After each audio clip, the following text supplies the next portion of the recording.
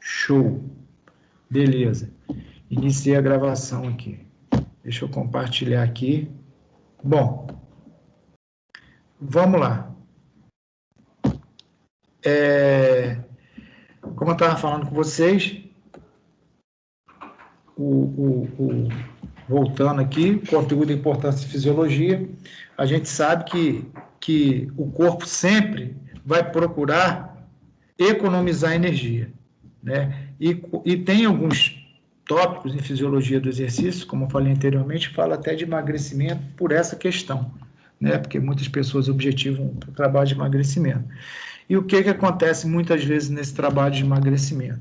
As pessoas mudam a sua rotina alimentar, incutem exercício no seu dia a dia, e com pouco tempo o corpo para de reagir se nós não começarmos a implementar coisas novas, esforços novos, movimentos novos, procurar rotas metabólicas de acordo com a frequência, com o VO2, começar a cobrar mais da alimentação. O que acontece? Ele logo vai para uma homeostase. Então, a gente tem que estar sempre tentando quebrar, porque ele vai tentar economizar, certo? Bom, além disso, de uma forma geral, o corpo não mantém estruturas que não estão sendo utilizadas. E isso é visto claramente no processo de destreino. Isso falando do destreino, né? Tá? Então, a gente também teve noção de que, se nós não exercitarmos, se nós quebrarmos o princípio da continuidade na atividade física, o corpo vai destreinar, o corpo vai perder tudo aquilo que a gente adquiriu, certo? Bom, vamos lá. Bom, princípios da fisiologia. Lembra que a gente passou por esses princípios? Esses princípios estão incutidos em todo o trabalho que nós fizemos. Princípio da individualidade biológica, né? A gente sabe que nem todo mundo é igual, então a gente tem que respeitar essa individualidade biológica. Para nós termos sucesso no nosso protocolo de trabalho, a gente tem que entender com quem a gente está trabalhando, tem que saber as limitações, tem que saber o nível de condicionamento, o que aquela pessoa tem de problema ou não tem, qual o grau de condicionamento, se é 0, se já é 50, se é 100, para nós podermos trabalhar, certo? A gente sabe que nem todo mundo é igual. Mesmo protocolo nem sempre funciona para uma pessoa que tem a mesma faixa etária, que até seja do mesmo biotipo, mesomorfo ou ectomorfo, porque a gente, por conta da individualidade biológica. Então, a gente tem que sempre levantar, né, como que é essa pessoa, fazer uma anamnese para poder trabalhar e ter um sucesso maior. Esse é o princípio da individualidade. Princípio da especificidade. Isso aí, gente, esses princípios são de lei, cai. A gente sabe que cai na prova. Que vocês têm, para trabalhar, tem que saber isso. Princípio da especificidade, né? As adaptações do treinamento são extremamente ligadas ao volume, à intensidade e ao tipo de exercício realizado. Não se pode esperar ganho de resistência treinando potência, né? A gente já sabe disso. Então, se a gente quer ter algum tipo de sucesso, a gente primeiro tem que saber o objetivo, identificar, né, quais os processos para aquele objetivo e trabalhar. Se o meu aluno quer ficar mais veloz, eu não posso ficar treinando com ele, né, muita hipertrofia. Ou se ele quer hipertrofiar, eu não posso trabalhar em demasia, fazer trabalhos aeróbios visando ganho de velocidade, ganho de VO2, entendeu? Então, o princípio da especificidade, ele nos diz que a gente tem que trabalhar bem próximo, né, ao objetivo do aluno. E para trabalhar no objetivo do aluno, eu tenho que saber o quê? O que é trabalho aeróbio, o que é trabalho anaeróbio, o que é trabalho de força, o que é trabalho de potência, o que é trabalho de hipertrofia. Tudo isso a gente viu. Então, a gente tem que estar bem próximo, né, ao movimento, ao desporto, do que a pessoa quer. Isso é o princípio da especificidade, não tem muito mistério. Princípio da reversibilidade, que é aquele princípio que a gente fala até que é também do desuso. Quando se para de treinar, é esperado que o condicionamento físico retorne ao nível de condicionamento necessário somente para as tarefas de uso diário. Qualquer ganho em um programa de treinamento será perdido se não for feita uma manutenção. Também a gente sabe disso. Se não tiver continuidade, a gente cai no princípio da reversibilidade. E cai muito rápido, né? Bom, aí entra o princípio da sobrecarga, aquilo que a gente fala do volume e intensidade, que nós batemos pra caramba, né? Se aumenta o volume, a gente tem que, né, diminuir um pouco a intensidade. E se aumenta a intensidade, eu diminuo um pouco o volume, porque as duas andando para o mesmo lado fica complicado, né? Quando a gente fala de volume, né, pode ter vários exemplos dependendo do trabalho que a gente está realizando. Se eu estou realizando um pedal, né, o que vai ser o volume? Vai ser a distância que eu vou percorrer, o tempo que eu vou percorrer. Se eu falo intensidade, é o quê? É a velocidade que eu vou colocar, a intensidade, se eu vou colocar o morro, se eu vou fazer aquele treino, né, mais veloz, né? Então, isso é intensidade. Então, nem sempre dá para a gente fazer o ajuste das duas coisas para o mesmo lado. Vou aumentar o volume, vou aumentar a distância desse pedal, né, mas eu quero também que o meu aluno aumente a intensidade desse pedal. Você pode? Claro que você pode, mas não é viável, tá? Não é viável isso, tá certo? Esse é o princípio da sobrecarga. Se alguém que tiver dúvida e quiser que eu pare, gente, pode falar, tá? Princípio da continuidade, né? O que a gente já falou no início. Esse princípio é o que rege a atividade física. Deve ser realizado continuamente, sem interrupção, pois a interrupção de qualquer tipo de atividade leva o organismo ao retorno. Então, se eu quero ter ganhos, eu tenho que ter continuidade. É claro que eu tenho que ter descanso. Descanso é treino, né? Ele faz parte do treino, mas é o descanso adequado, para não entrar o quê? No overtraining, né? Então, a continuidade é um princípio muito importante. Muito, muito, muito mesmo. Eu estou vivendo uma situação difícil agora, com o grupo que eu treino. Por quê? Eu estou com uma aluna que ela vai fazer 42 quilômetros. É dia 12 de outubro a prova dela. O que acontece? Ela já está mais ou menos... Ela já vinha tendo um problema de inflamação, de fascite plantar, que é uma inflamação embaixo do pé que inviabiliza pra caramba o trabalho de impacto de corrida. A dor é tremenda. Então, só que ela foi empurrando aquilo, empurrando. Chegou um ponto já de 8 a 6 semanas atrás de a coisa ficar incontrolável e ela passar para mim. E agora? Interrompo o trabalho? Não deixo ela fazer? O sonho dela é fazer essa maratona. Então, o que a gente está fazendo? Está tentando reduzir o mínimo possível o treino, sem que ela perca tudo que ela ganhou, para poder chegar até 12 de outubro e fazer os 42. Vocês estão entendendo? Olha os problemas que acontecem com a gente, para a gente gerenciar quando a gente está trabalhando com o corpo. Se eu deixar cair demais, né, eu posso perder o que eu ganhei dela de condicionamento físico. E é uma prova muito desgastante, correr, estou falando de corrida, 42 quilômetros, num clima desse que a gente está vivendo aí agora.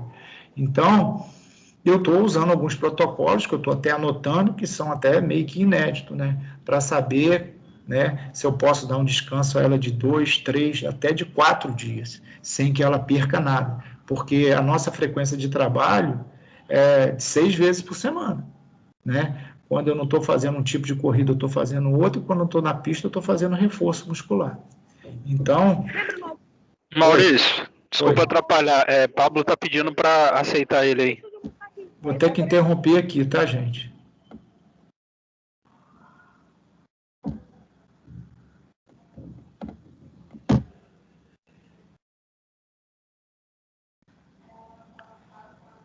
Foi? Vocês estão conseguindo me ouvir, não estão, gente? Beleza? Oi? Não entrou não, senão que não apareceu que ele como ingressou na reunião ainda não. Quê? Sempre quando que a gente ingressa, aparece aqui. Ingressou na reunião, mas o nome de Pablo não apareceu que ingressou na reunião, não. Tô entendendo nada que você está falando, Jamin. Pablo não ingressou na reunião, porque não apareceu aqui que ele foi aceito. Eu estou procurando onde eu estou aqui. Eu estou aqui. Sempre no portal aparece isso. Vamos supor, Jaime Coelho ingressou na reunião, aparece isso, só que dele não apareceu. Tá, mas ele não está mais aqui para mim, não. Luar ingressou. Aparece essa mensagem. A dele não apareceu ainda não. Tá assistindo aula. Eu acho que comigo não é mais fácil. Aqui, ele está aqui sim. Então tá bom. Fica à vontade. Ele tá aqui, tá, galera?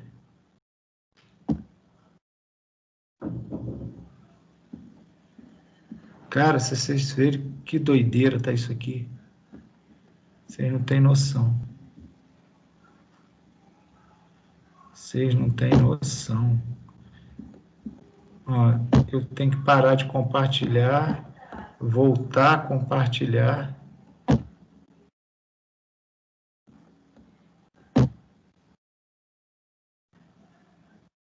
Aí, voltou aqui o treco.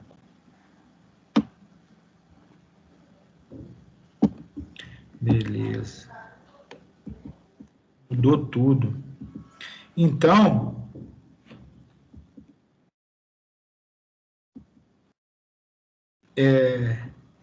esse princípio da continuidade, como eu estava falando com vocês, eu estou entre a cruz e a espada.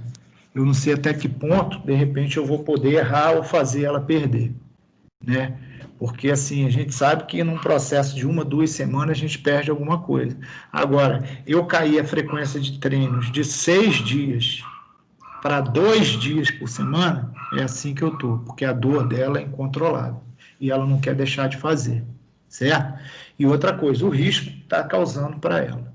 Então, eu estou trabalhando e eu vou dar o resultado depois a vocês, né? Porque eu estou anotando tudinho que eu estou fazendo. Então, fica até como um protocolo, se amanhã vier acontecer com alguém, qualquer, né, modalidade que vocês forem trabalhar, quanto tempo eu posso mais ou menos dar de intervalo para tentar? Que o ideal é parar. O ideal seria parar, né, tratar a inflamação, fazer a fisioterapia, depois recomeçar tudo. Mas e aí? O ideal da pessoa. Certo? Tem gente querendo entrar? Bom. Aí tem a síndrome de adaptação geral, que é aquilo que é relacionado ao princípio da continuidade, né? É o estímulo que a gente dá, ó, aqui é a homeostase. Aí dá aquela caída, né, por conta do esforço, depois ele se recupera, vai subindo de novo, a gente dá novo estímulo, ele dá a caída e assim vai, né? Bom, esse foi o slidezinho 1, que é aquele da importância da fisiologia. Fui bem sucinto para a gente não perder muito tempo, tá? Vamos ver. Os outros estão aqui, eu só não estou conseguindo localizar eles aqui dentro do meu arquivo.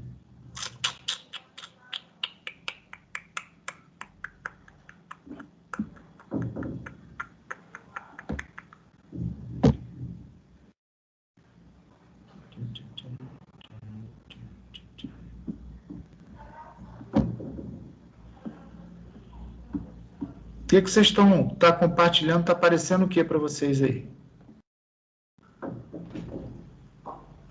Aparecendo o chat da reunião. Tá. Esse chat aqui que eu não estou entendendo.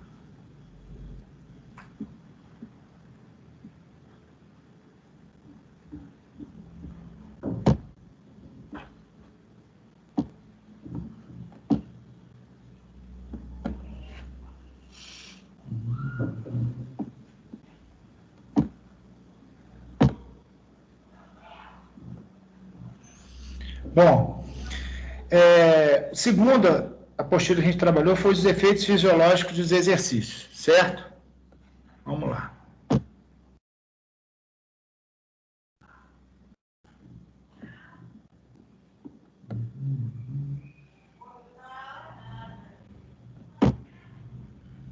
Isso.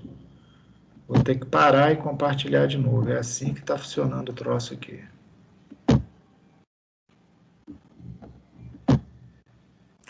Beleza? Apareceu aí? Efeitos fisiológicos dos exercícios? Sim. Vamos lá. Bom, esse segundo tópico aí, antes de falar em tipos de exercício, intensidade e volume, é necessário entender que fisiologicamente o nosso corpo entende estímulos e os resultados de treinamento, e são as adaptações provenientes de estímulos, que são adaptações provenientes de estímulos bem direcionados. Bom, aquilo que eu falei no tópico anterior, o corpo vai estar sempre o quê? Buscando o equilíbrio. E para fazê-lo se adaptar, precisamos o quê? Criar estresse, né? Os exercícios que passamos são criadores de estresse no nosso corpo. Eles vêm como uma forma de nos tirar do equilíbrio e obrigar o corpo a se preparar para receber novamente o quê? Um novo estresse, sem que lhe cause tanto estrago no organismo. Assim, o corpo vai se tornando mais forte e vai sendo necessário. Aquela síndrome da adaptação geral, né?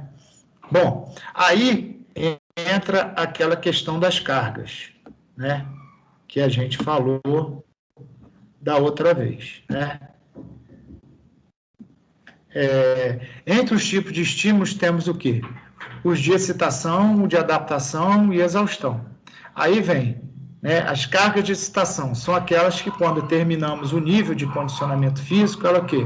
Retorna ao normal. A gente excita, mas ela acaba voltando ao normal. E acaba fazendo o quê? Que não existe a modificação no ponto de partida. É um trabalhinho bem leve, tá? Já as cargas de adaptação aparece quando é dada uma carga ou sobrecarga e o corpo se prepara para sofrer novos desequilíbrios. Então, ele se adapta a um nível mais elevado de condicionamento, né? Já é um trabalhinho que já gera, né, quebra a homeostase e já gera alguma coisa, né, a nível de condicionamento físico.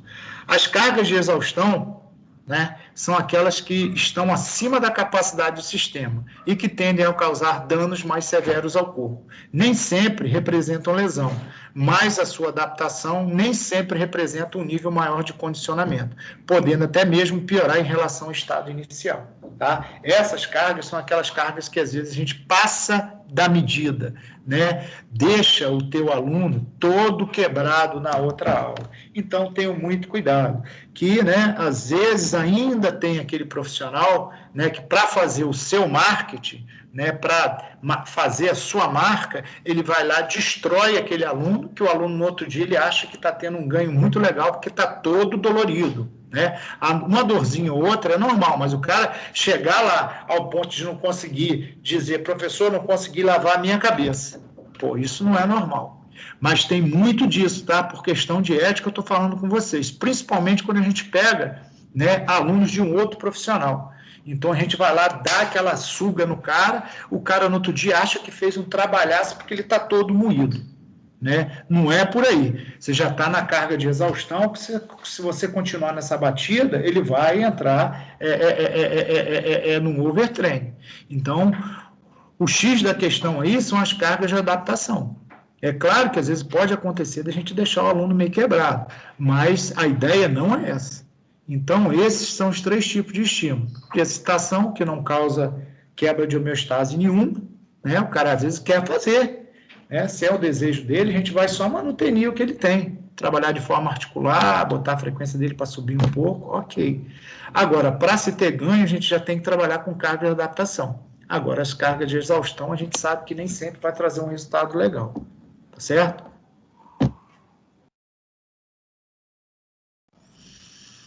Aí, ó, otimizando o treinamento. Aumento da intensidade, duração ou frequência de treino.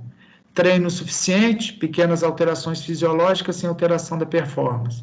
Sobrecarga aguda, alterações fisiológicas positivas, pequenas alterações na performance, né? Aquele trabalhinho ali no meio. E o overreaching, alterações fisiológicas e de performance ótimas. Então, a gente visa por aí. É claro, para chegar ao overreaching, o que acontece? A gente tem que estar com o aluno, né, condicionado para dar essa suga nele, né, para fazer esse trabalho.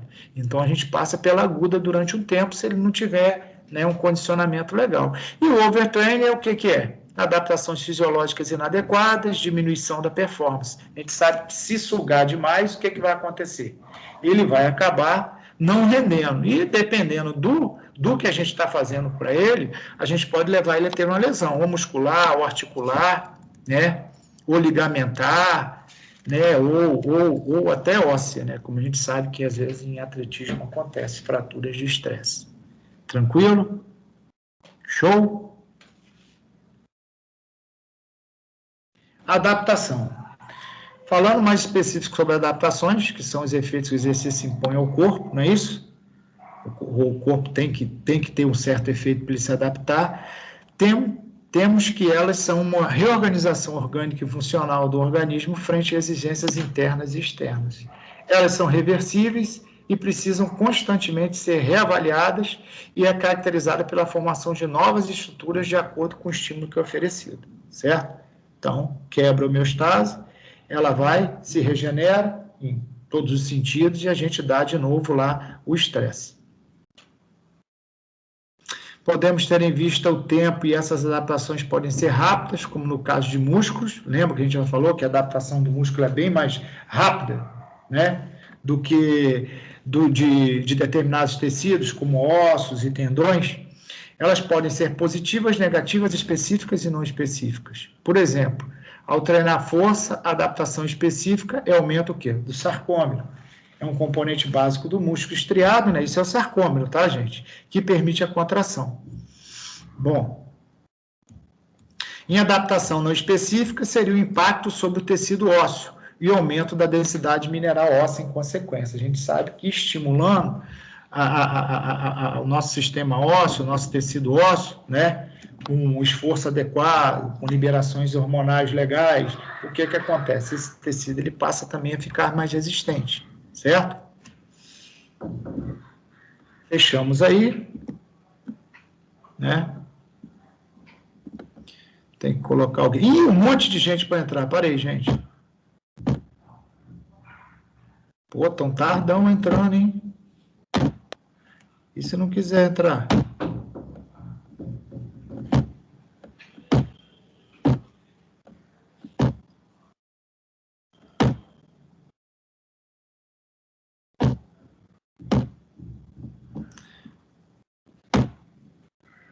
Foi? Entraram? Tinha um monte de gente aí. Gente, vocês estão atrasadão, hein? Tá? Eu vou para o próximo, né, tópico, que é os principais pontos sobre a fisiologia do exercício. Né? A gente falou de VO2. Vê se está aqui, né? E agora, José? Ele não está aqui. Quero ele. Onde ele está?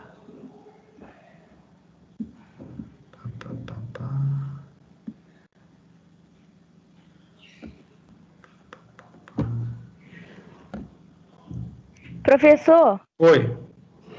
começou há muito tempo? Comecei já tem uns meia hora. Porque eu não estava conseguindo acessar, não. Tá uma constante na nossa vida esse negócio, meu filho. Esse eu demorei também um pouco hoje. Tem mais gente no grupo falando também que não está conseguindo entrar. Uhum. E eu estou fazendo mais uma revisão, Alex. Eu estou tentando agora aqui. Eu botei um monte de coisa aqui no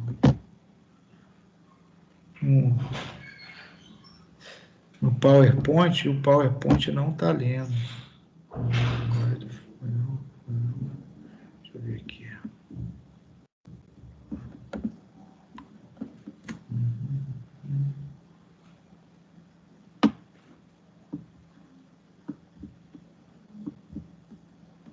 Achei, estava tudo aqui para baixo.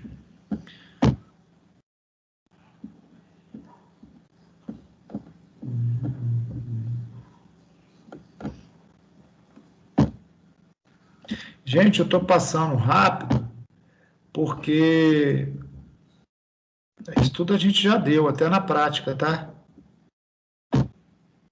Certo? Bom, principais pontos sobre a fisiologia do exercício. A gente falou sobre o sistema cardiovascular, né? Que tem como principais funções, o que ele tem como principal função? Liberação de oxigênio para os tecidos, remoção do gás carbônico, que é importantíssimo, e a gente falou que a grande dificuldade quando nós estamos no trabalho, lá no nível aeróbio, é da gente poder botar o gás carbônico para fora, nem é tanto de captar o oxigênio. Tem o transporte de hormônio, glicose, oxigênio, CO2, né? E o sistema é composto por quê? Coração, vasos sanguíneos e pelo sangue. Aí eu botei uma avaliação direta de O2, aí eu botei, né, enquanto a nossa atmosfera é composta, lembra? 79% de nitrogênio, 29,93% de oxigênio, 0,03% de CO2, né? É isso que é a nossa atmosfera, não é só de oxigênio, tá? Bom, aí nós falamos do coração, que é uma estrutura composta de 2 átrios, que são camadas receptoras de sangue, 2 ventrículos são camadas ejetoras. Não vou ficar parando nisso, porque a gente não tem tempo hoje e a gente dissecou bem isso em nossas aulas. Depois vem a terminologias e funções, vem o ciclo cardíaco, que a gente foi bem explicado, que são eventos que ocorrem entre 2 batimentos cardíacos consecutivos, né? A sístole, que é a contração do coração, e a diástole, que é o quê? Que é o relaxamento. Isso é o ciclo cardíaco, os eventos que ocorrem entre os dois, né? Entre essas 2 situações. Está tudo direitinho lá na apostila, falamos muito sobre isso.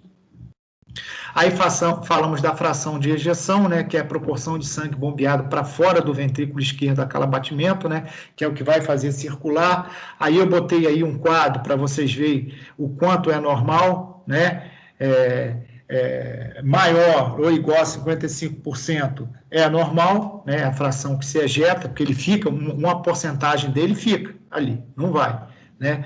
Quando de 45 a 54 é uma disfunção leve, de 30 a 44 é uma disfunção moderada, e menor que 30 é uma disfunção importante, quer dizer, a circulação vai ficar prejudicada por causa dessa ejeção que não está legal, tá? Isso a gente falou no dia também. Bom, débito cardíaco, o que é? É o volume total de sangue bombeado pelo ventrículo esquerdo por minuto, ou simplesmente o produto entre a frequência cardíaca do volume de ejeção. Falamos dele também, certo? Pressão arterial, também falamos da pressão arterial, né? Ó, pressão sanguínea é a pressão exercida pelo sangue sobre as paredes do vaso sanguíneo, e usualmente nos referimos à pressão exercida sobre as artérias, e por isso chamamos de pressão arterial, né? Porque é essa pressão que passa ali pelas artérias. A pressão arterial é apresentada em 2 valores, o mais alto, que é a pressão sistólica, que é a contração, e o mais baixo, que é a diastólica, que é o quê? Quando o coração relaxa, durante a fase de relaxamento. Aí a gente tem aqui os valores, né, dele, nós falamos muito disso, né, do trabalho físico. Aí temos aqui do lado o valorzinho, né, que é considerado normal, o que é pré-hipertenso, hipertenso. Alertei também vocês que no Instagram tinha muita gente propagando que os valores dessa pressão arterial tinha mudado, que a Organização Mundial de Saúde tinha mudado esses valores para normal de 13 a 9, mentira, nada mudou, continua a mesma coisa, certo? Bom, vamos lá. Aí a gente falou da resposta cardiovascular ao exercício, né? Tendo revisado as estruturas e fisiologia do sistema cardiovascular, podemos agora pensar sobre como ele responde em situações de maior demanda, ou seja, de esforço, de trabalho, como o exercício. Quando iniciamos uma atividade, a necessidade dos tecidos por oxigênio, a gente sabe, né, batemos e rebatemos, que ela aumenta, especialmente, né, nos músculos que estão sendo ativados. Né? Dessa forma, assim como há necessidade de nutrientes, a produção de detritos metabólicos também é aumentada, exigindo mais do sistema circulatório, certo?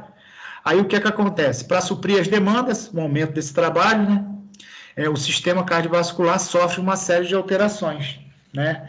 E em termos de frequência cardíaca, aumenta, né? O volume de injeção também aumenta, o débito cardíaco, o fluxo sanguíneo, a pressão arterial e o sangue. Tudo isso aumenta, tá, gente? Até interessante falar, Breno estava até no dia, e um garoto, um profissional de educação física que faz personal lá, fez um trabalho, estava lá preocupado com o trabalho dele na esteira, com a parte aeróbica, aí mediu a frequência dele, engraçado que ele também não sabia fazer o cálculo dele não, né, o Breno? E ele já fez, né, isso, já passei essa matéria. Eu passei essa matéria para ele quando ele fez educação física comigo. E pediu para a gente fazer o cálculo para ele. Mas ele sabe. Não sei se ele faltou, não sei se ele não prestou atenção, mas ele não fazia o cálculo. E mais o interessante é que ele também já, não sei se ele lembra, a questão da pressão arterial, né? A sistólica dele subia e a diastólica quase que mantinha dentro da normalidade, certo? Então, o que acontece durante o exercício, né? O trabalho aeróbico? Geralmente, a sistólica, ela aumenta bastante, né? De 12, ela pode chegar até 19. Agora, a diastólica, ela não. Ela se mantém, no máximo, 2 pontos ela aumenta. E depois ela permanece aí. Já a sistólica vai aumentando. Então, fica, né, aí para vocês, quando amanhã ou depois monitorarem a pressão arterial de seus alunos, né, a sistólica ela vai aumentar realmente bem mais e a diastólica ela vai procurar se manter, tá certo? Só para vocês terem essa noção. Bom, aí a gente sabe, né, o oxigênio ligado a alguns componentes, né, carboidrato, lipídio, proteínas, gera o que? Energia, e a energia é utilizada no nosso trabalho, por isso que a captação de oxigênio aumenta, né, para poder, junto com esses elementos, né, produzir energia, que vai nos dar o que? CO2, né, e água, né, e isso a gente usa no trabalho, certo? Aí tem esse quadrinho, trabalho físico, quanto mais necessidade de energia. Quanto mais necessidade de energia, maior o consumo de oxigênio. Vem o quê? Aptidão cardiorrespiratória. Se eu tenho uma boa aptidão cardiorrespiratória, eu tenho o quê? Um desempenho esportivo legal e tenho uma saúde legal. A gente, né, sabe que quanto mais o coração bate para determinados trabalhos, é sinal de que nós estamos menos condicionados para esse trabalho, tá? Bom, aí vem, né, a frequência cardíaca, né? Aí a gente vê que ela reflete a quantidade de vezes que o coração bate para realizar, né, e satisfazer as demandas do nosso corpo. Geralmente, o normal de uma frequência de uma pessoa saudável, de um adulto, é de 60 a 80 por minuto. Ela é sempre influenciada pela idade, por isso que a gente tem lá nas nossas predições de frequência cardíaca, né, sempre de colocar a idade, né? Bom, ela é influenciada pela idade e tende a diminuir ao longo dos anos. Além disso, em atletas, ela tende a ser mais baixa quando comparada a sujeitos destreinados. Sabemos que quanto mais condicionado, menos o coração bate. Vou dar um exemplo. Eu sempre tive bradicardia por causa de questões de trabalho aeróbico. Bradicardia é o quê? A diminuição dos batimentos cardíacos. Só que, por questão da idade também, além da bradicardíaca do condicionamento físico, do trabalho aeróbico, eu também vou adquirindo por questão da idade. Hoje, a minha frequência de repouso, ela gira em torno de 50 a 55, não mais que isso. É o condicionamento aeróbico? Mas é a questão da própria idade também, que eu já estou com 53 anos, bem diferente de vocês aí, que estão bem mais novos, certo? Bom, lá no final, dessa forma, quando a frequência cardíaca deixa de aumentar, lembra que a gente fez isso na prática aí, galera? A gente notou que quando chegava a um determinado ponto de cansaço do nosso aluno, a frequência dele não aumentava mais, ele mostrava fadigado, cansado, quebrado, arrasado, né? E a frequência não subia mais. Por quê? Lembra que eu falei? Que o seu aluno está próximo do seu máximo esforço. Esse valor de frequência máxima é bastante confiável para a prescrição de treinamento e pode ser estimado através de algumas equações que a gente viu lá. Mas o básico é quando a gente não consegue mais aumentar ela e o nosso aluno está exaurido, é porque ele chegou, né, no VO2 máximo dele. É dali para baixo, se a gente conseguir insistir, ele vai acabar parando. Tranquilo? Bom, e o que é VO2? Trabalhamos muito em cima de VO2, né? Aí tem um conceito, levei esse conceito lá para a prática também, é a quantidade máxima de oxigênio que pode ser o quê? Absorvido, transportado e utilizado durante o exercício. Não precisamos nem falar mais dele, né? Bom, ele é influenciado por quê? Por todos esses fatores aí, massa corporal, sexo, idade, herança genética, treinamento. Treinamento, então, né? Nem se fala, que se a gente quer melhorar o nosso VO2, a gente tem que treinar em cima do VO2. Aí eu botei as massa corporal, o sexo, tem as porcentagens aí, o envelhecimento, né? Coroinha tá inteira, hein? Olha lá, ó. Fininho, hein? Certo? Herança genética. Como posso melhorar o meu VO2? Tá aí. Como posso? Treinando. Certo? Aí eu coloquei aí os tipos de treino que podem modificar o VO2, que pode melhorar, né? Trazer mais retorno. Um treino muito controlado, o retorno a gente viu que é pequeno, um treino moderado já melhora um pouco, mas nem tanto, um treino vigoroso, e lá, um treino em cima do quase máximo. Então, quer trabalhar seu VO2? Trabalha na sua zona fora de conforto. Né? Sai da zona de conforto. Vai para trabalhos de 80 para lá. Né? Claro, para chegar a isso, seu aluno tem que estar apto. Né? Hoje, mais um exemplo, hoje eu fui fazer o palmital aqui, do local que eu saí, bate e volta da 12K, eu passei por 2 ciclistas, diga-se de passagem, pessimamente condicionados, ou seja, eles estavam, né, se predispondo a fazer um trabalho que não estavam aptos em termos de condicionamento físico. Então, assim, a gente a pé conseguiu ir e voltar, né, quase que ir e voltar, porque a volta não, eles bateram no alto, e como era só descida, aí eles conseguiram, no meio da descida, quando eu já estava com 9 km, já tinha descido 3, eles conseguiram passar a gente. Mas na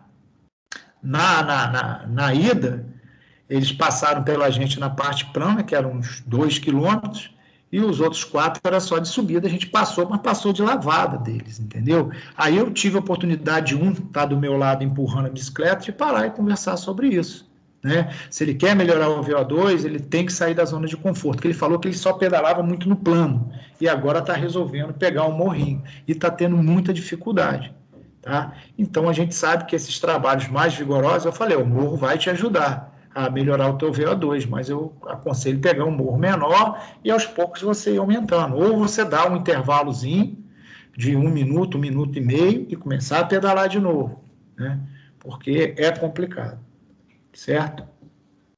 Bom, aí foi aquele estudo que mostra o ganho de endurance, né, da melhora do VO2 trabalhando em endurance, né, que é resistência, e trabalhando com o HIIT, certo? O HIIT teve um ganho maior. A gente viu isso aí. Aí são normas de VO2, né? VO2 para homens e mulheres, né? É uma tabela. A gente nem usou essa tabela, acho que a gente usou a tabela nossa, é de outro instituto, né? Essa aqui é uma coisa mais voltada para atleta, tanto é que ela tem bom, forte, atlético e olímpico, tá? Certo? Beleza. Aí são os níveis de VO2 para determinados tipos de esporte, que nem todos precisam estar com VO2 lá em cima, se eles não utilizam, não precisa. Por quê? O trabalho de VO2, eu estou falando com vocês, que é um trabalho sugado. Então, se não tem necessidade do meu atleta ter um VO2 muito alto, por que eu vou destruir ele? Né? Igual o futebol. O futebol, pelas pesquisas, me conta que um VO2 entre 55 e 65 é ótimo para o jogador de futebol. Então, para que eu vou trabalhar para ele ir lá em cima, em 70 e 80, que são de corredor de fundo? E a gente sabe que quanto maior a intensidade, maior risco de eu levar o meu atleta para o overtraining ou de repente, lesionar ele. Então, vem lá o princípio da especificidade. Então, tem que ter, né, o meu objetivo, né, a minha especificidade, o meu trabalho bem próximo do objetivo do meu aluno. Tá certo? As medidas de VO2, tem os testes diretos, que é com analisador de gases, que é o que esse cara está aí, e tem os indiretos, que é o de predição, e um deles nós fizemos lá na quadra, que foi o teste de banco. Certo? Tranquilo? Aí, então, a gente pode usar esteira, ciclo ergômetro, que é uma bicicleta, remo ergômetro, que é aquele remozinho, banco que a gente utilizou, pista ou até uma própria quadra. Aí são os testes que eu, né, e as fórmulas. Se eu pedir alguma coisa de resultado, eu vou dar a fórmula para vocês aí, certo? Não precisa se preocupar com isso. Tá? Beleza? Beleza, beleza? Estão quietos pra caramba. Será que eu estou falando sozinho?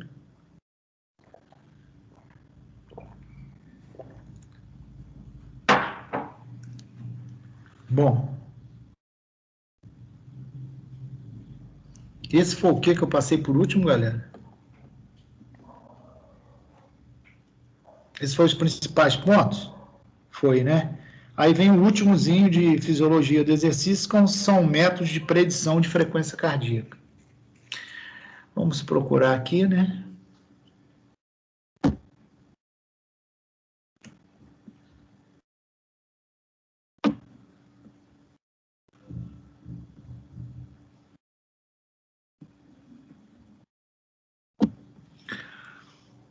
Frequência cardíaca, predição e intensidade. Onde foi parar isso, senhor? Achei.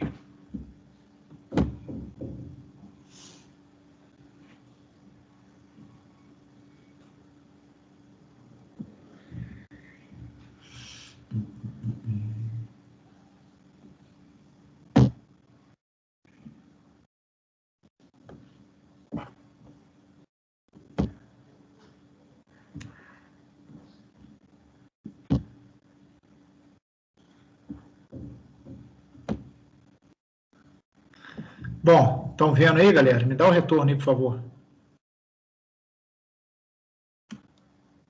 Sim. Beleza.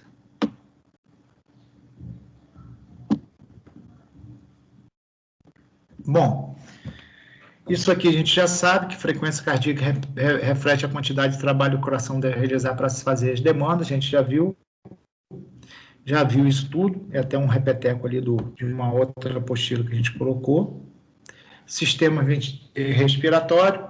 Antes de entrarmos nessas equações, vamos falar do sistema respiratório. Como sabemos, ele não atua sozinho, o sistema cardiovascular em conjunto, para que seja possível captar, transportar e utilizar o oxigênio e remover o dióxido de carbono. Esse processo envolve o quê?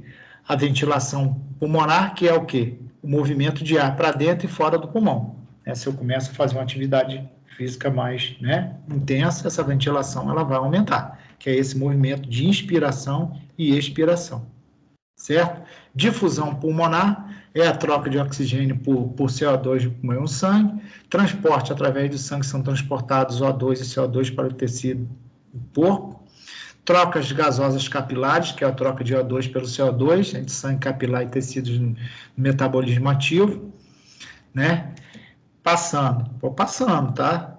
Porque isso aí não dá para a gente parar. Nas aulas a gente bateu isso aí.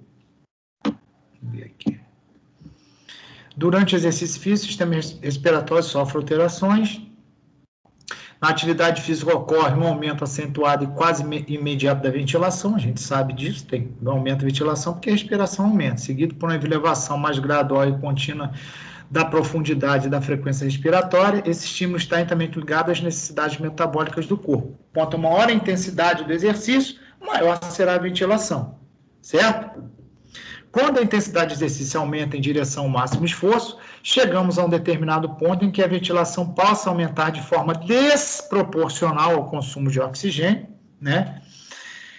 A capacidade de captar, transportar e utilizar. Esse ponto é denominado de ponto de ruptura ventilatória ou de limiar aeróbico. Então, a gente sabe que já está chegando o máximo dele.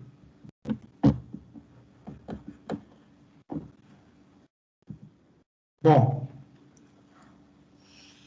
deixa eu tirar esse troço aqui.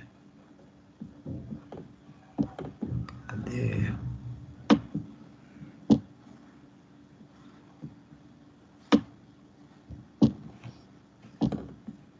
Vamos voltar.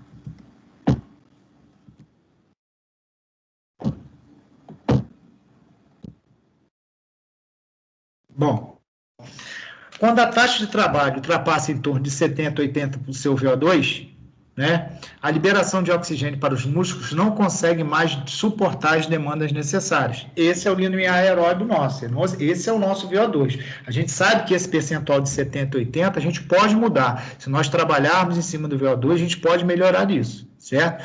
Para compensar, uma maior porção de energia é derivada da glicose. A gente vai começar a utilizar a glicose para poder dar energia para a gente manter esse trabalho. O que resulta em aumento da produção de quê? De ácido lático. Esse ácido lático também rebatido, né?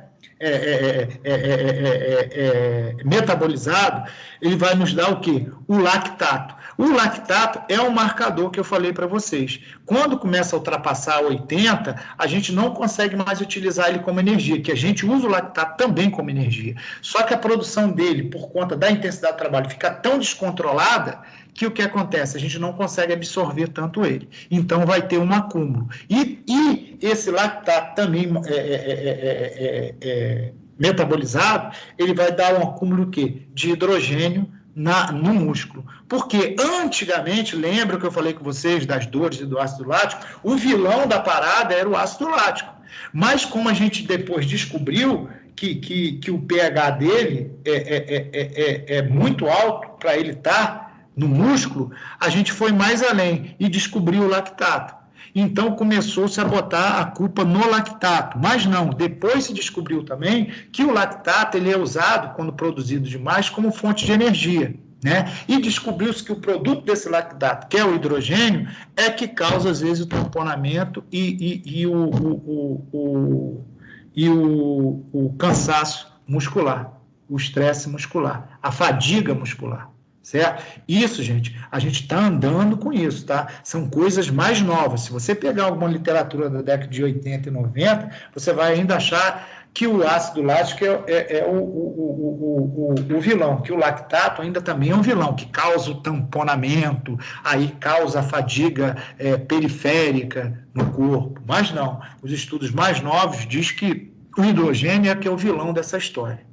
Tá certo? E o lactato passou a ser um marcador para a gente. Quando se faz o testezinho de sangue lá nas pistas ou no laboratório, a gente vê o condicionamento do cara de acordo com o nível de lactato que ele está. Se ele está produzindo demais, é que ele está ainda, né? A gente viu que aquele treino ainda está causando um desconforto no nosso atleta. Então, a gente vai trabalhando. Porque quanto menor for essa produção, melhor condicionado a gente vai saber que ele vai estar.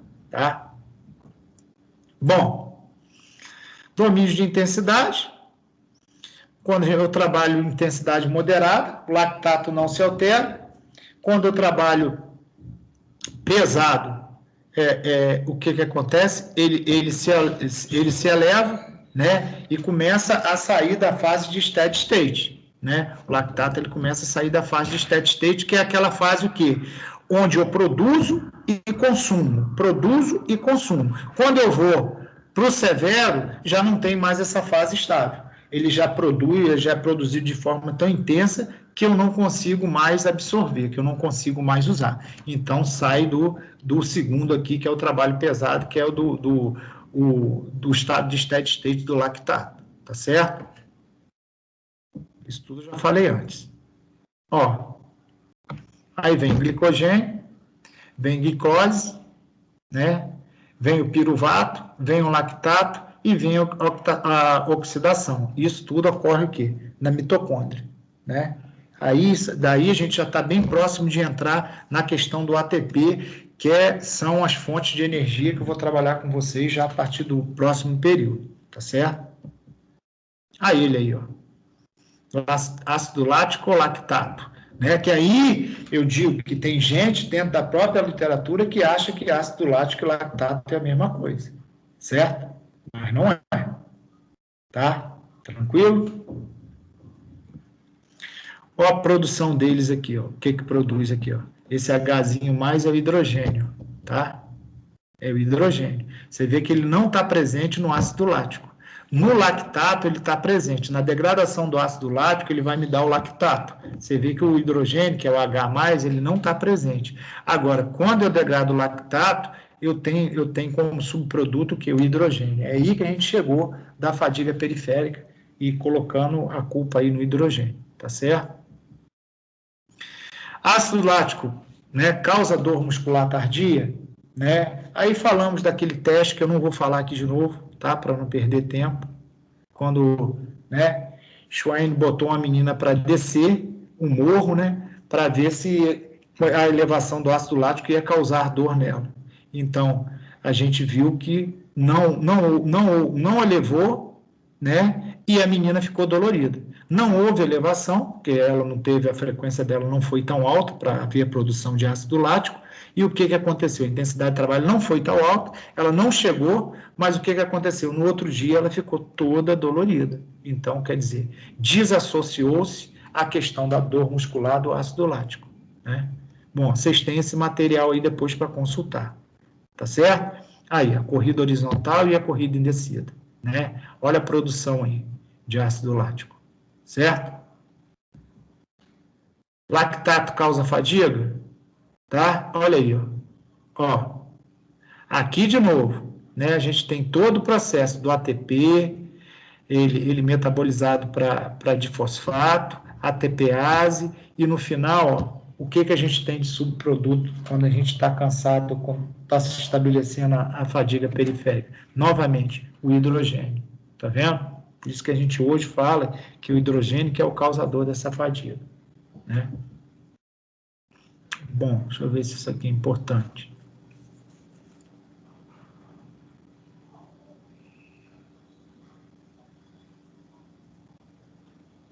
Tá vendo? Quando a gente fala do VO2, ó, nesse ponto, né, CO2 e aumento da ventilação. Nesse ponto, o aumento concomitante do CO2 estimula o aumento da ventilação. Então, no exercício, a ventilação aumenta de forma proporcional com a intensidade do exercício, até o ponto de ruptura ventilatória, a partir do qual a ventilação aumenta desproporcionalmente à medida que o corpo tenta eliminar o quê? Ó?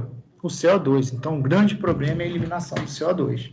Nesse ponto em que existe a maior produção de CO2 por minuto, acreditava-se ser o resultado de sua liberação pelo tamponamento de ácido lático pelo bicarbonato, o que faz ser também chamado de mini aeróbio por supor um desvio para metabolismo mais anaeróbio. O que acontece? Acreditava-se que era isso, mas não mais. Aí tem os domínios de intensidade, né? Ó, trabalho contínuo, que é um trabalho moderado, trabalho intensivo, que é pesado, né? E o trabalho intervalado, que é o severo. Bom, efeito de treinamento.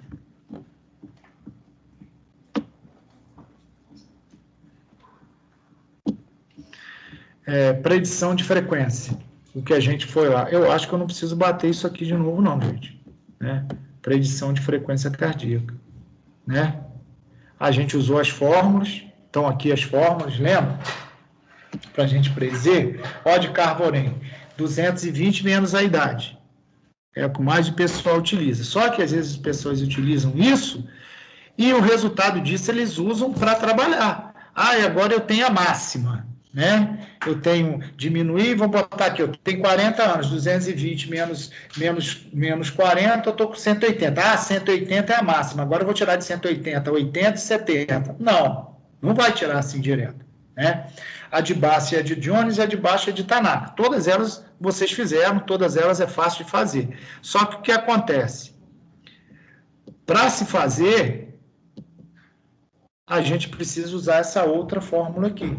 A gente usa uma daquelas, né? Só que para achar a frequência de treino, a gente tem que estar na mão a frequência de reserva, que é a frequência de repouso. Então, a gente acha lá a máxima, né? Um desses protocolos aqui, a gente acha a nossa massa, certo? Não é isso? Não é para isso que serve? A de Carborém, a de Jones ou a de Tanaka, para a gente achar a máxima. Achou a máxima? A gente vem para essa fórmula aqui, ó, que é que vai se trabalhar, que é de treino. Frequência cardíaca máxima, que a gente achou lá, menos a de repouso, que é aquela que eu falei que a gente põe em casa, quando está acordando, né? Então, faz a conta e bota o percentual que eu quero treinar. Ah, eu vou fazer um trabalho intervalado, de alta intensidade. Então, eu vou trabalhar com o quê? Com 100% da frequência dele, 90 e pouco, 100. Então, coloco aqui e faço o cálculo. Aí eu vou ter lá a frequência que eu quero no meu aluno. Não foi assim que a gente fez na quadra? Não foi assim que a gente fez nos trabalhos contínuos de intensidade? Certo? Foi isso aí. Não vou mais bater em cima disso. Aí eu coloquei essas zonas, que alguns fisiologistas não gostam, que a gente sabe que existem 3 domínios, mas aqui alguns treinadores dividiram em 5, para ficar mais leve, para os nossos alunos também poderem se monitorar. Aí, ó, 50, 60, trabalho muito leve, trabalho leve 60, 70, moderado 70, 80, tudo isso vai ser aplicado aonde? Aqui, ó, essa fórmula, que é o treino. E o treino ele vai estar de acordo com o condicionamento do meu aluno. Se ele está muito ruim, eu vou botar lá para trabalhar de 50 a 60. Se ele está melhor um pouquinho, de 60. E outra coisa, de acordo com o objetivo do trabalho daquele dia. Certo? Bom, aí eu falei da escala de Born, né? Que é a modificada, porque ele fez a primeira, mas não deu muito certo, e essa aí ficou mais, né, mais apropriada, que é aquela coisa da gente ver com o nosso aluno de 0 a 10, como que ele está, né? Você pergunta a ele, já tem uma vivênciazinha já, ele já está adaptado, você já conhece, fulano, como é que você está de 0 a 10? Pô, eu estou 10, está exausto, estou cansado, então a gente sabe que tem que dar uma segurada, né? Falamos disso também. A escala dele aí, e fechou, certo? Isso aí. De fisiologia, né, foi isso aí que a gente trabalhou, certo? Alguém para falar alguma coisa, gente?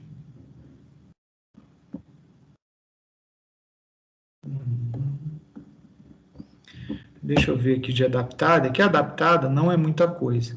Adaptada, ela é muito mais fácil de se entender. Eu sei que vocês lendo lá é mais útil do que eu ficar enchendo o saco de vocês aqui. Deixa eu ver se é essa aqui.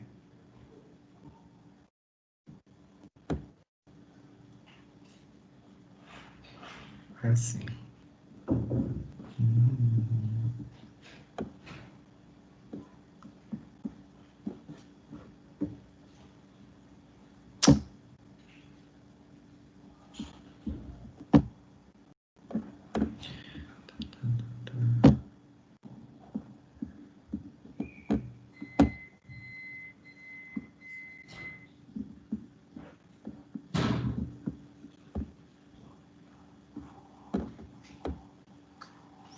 Tá aí, ó.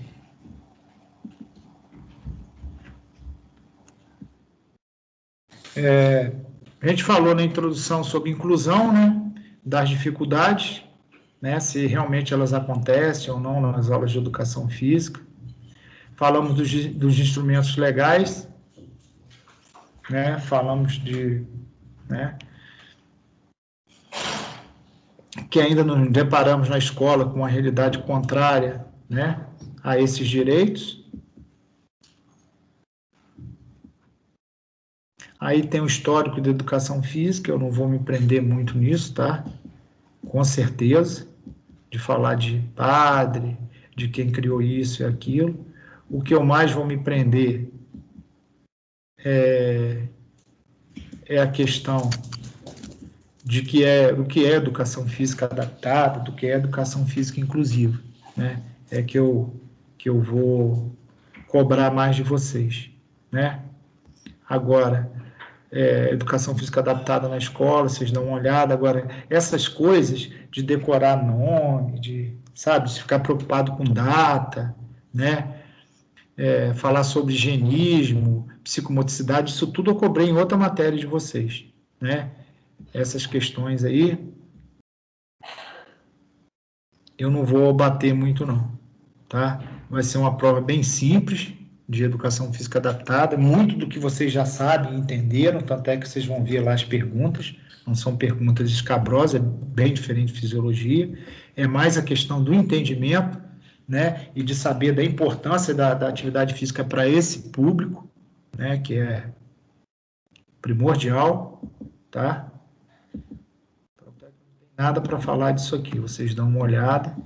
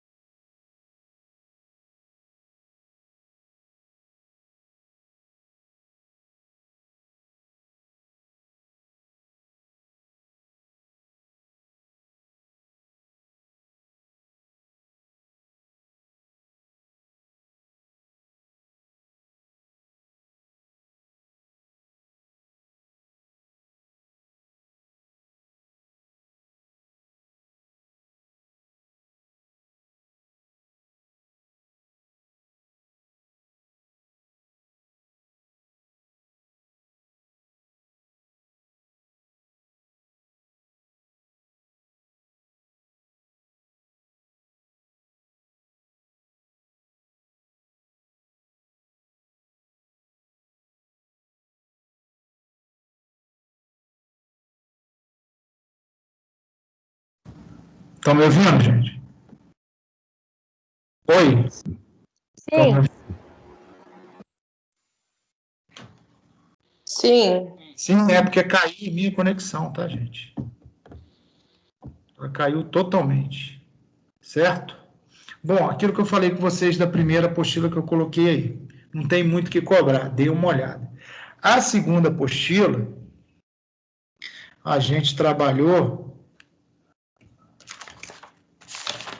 em cima de o que é educação física adaptada e o que é educação física inclusiva. É o que eu vou cobrar mais de vocês, entendeu? É isso que eu vou tentar cobrar aqui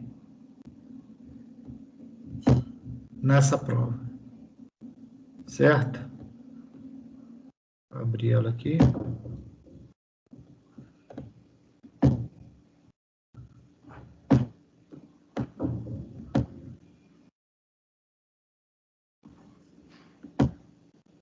É essa aí.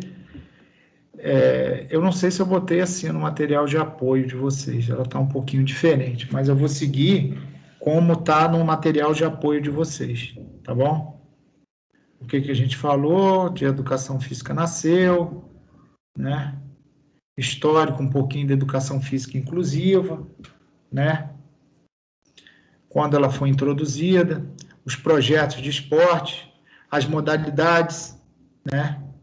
Que são adaptadas e o trabalho que é inclusivo. A gente sabe que adaptada é totalmente voltada só para os deficientes, a atividade física é para eles, e a inclusiva não, a gente coloca os dois, né, e tenta adaptar. O básico é isso, e o resto é leitura.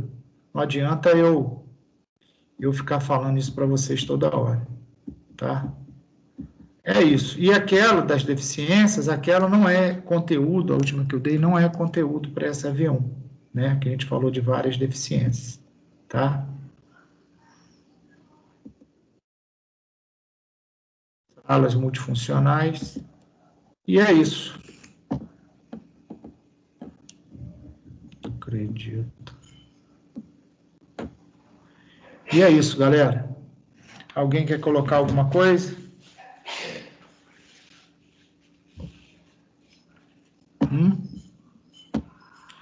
Alguma coisa a declarar? Então, vamos fechar. Eu passei assim, não prendi muito, porque o conteúdo foi bem debatido aqui, tanto de inclusiva quanto de fisiologia, principalmente fisiologia do exercício, que eu dou mais ênfase, né? As minhas aulas eram quase de 2 horas e tivemos o trabalho prático, certo? Aí a gente faz essa V1 para fechar a nota, e o pessoal que está me devendo, aguardem que eu vou fazer contato e vou mandar o trabalho para vocês fazerem para complementar a nota da prova, tá certo? É o caso de Kelly, o caso não sei se Ian está no meio também, eu vou dar uma olhada aqui, eu acho que tem alguma coisa, e as meninas de tal cara, que não puderam vir, tá certo? Vou só fazer aqui uma chamadinha para a gente fechar.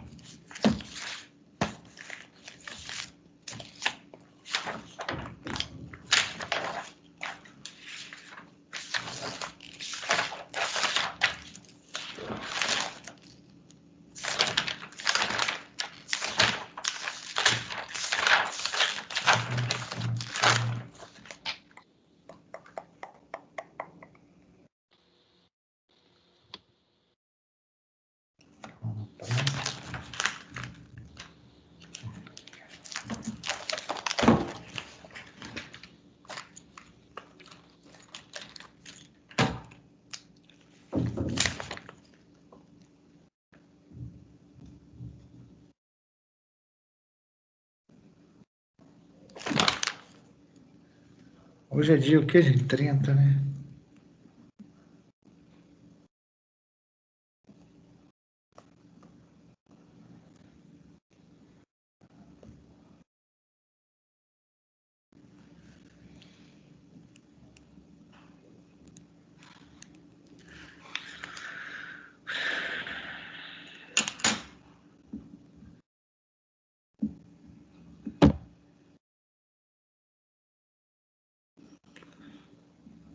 Vamos lá, Alexia, tá por aí? Tô.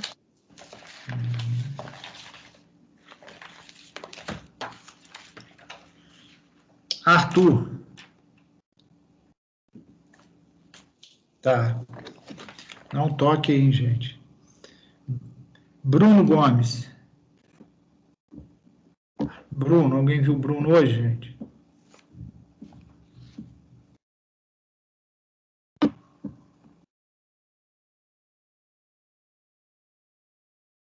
Hoje não, Bruno não tá aí.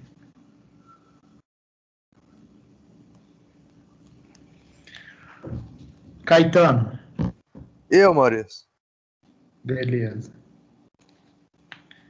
Daniel. Daniel já tá na lua de mel?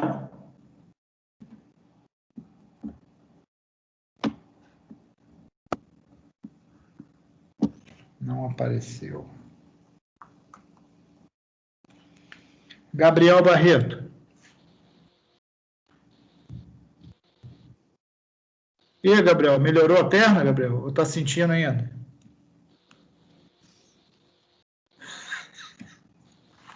O pessoal falou que você estava sem andar. Breno. Tá aí. Ingrid. Tô aqui.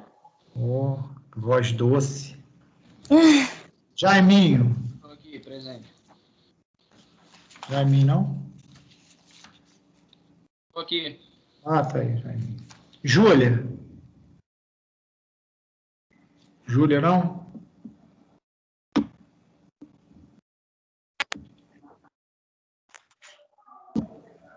Júlia, não.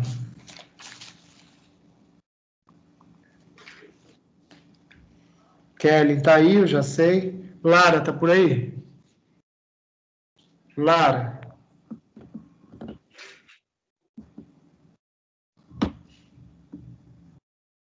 Lara, tá?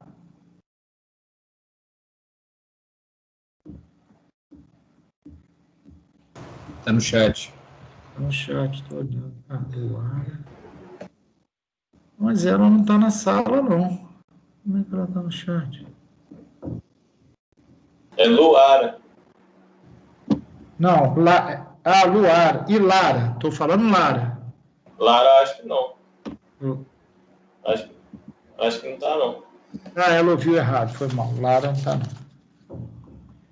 Luara eu sei que tá. Léo, tá aí?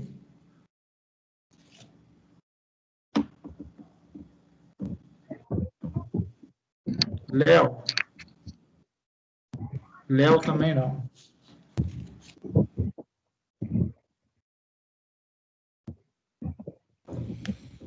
Luara, tá. Luciano, tá por aí? Tô aqui. Tô assistindo com o Alex. Tá. Novidade. Pablo. Aqui, mestre. Ô, Pablo. Tudo bem, Pablo? Pedro. Tô aqui. Tá. Thales. Tô aqui. Tá. E Luiz? Eu? Isso. Tem um L aqui, um live convidado, eu não sei quem é esse aqui, live. Você não falou meu nome, não, Maurício. Qual o seu nome? Cássio. Quem? Cássio. Cássio. Eu também tô, Maurício. Ian. Quem? Ian. Quem é Cássio? Nunca vi Cássio na faculdade. Vai até chover, Ian, na aula. Ian, eu não chamei Ian, não. Ian. Ian, tá? Cássio. Cássio tá. Faltou Bruno, Daniel, Júlia, Lara e Leonardo. Fechou? Fechou? Então tá tranquilo, galera. Boa prova para vocês, tranquilidade total, certo? E o resto do pessoal do desafio e trabalho, aguardem notícias, tá certo? Grande abraço aí, fique com Deus aí, galera. Parar de gravar aqui.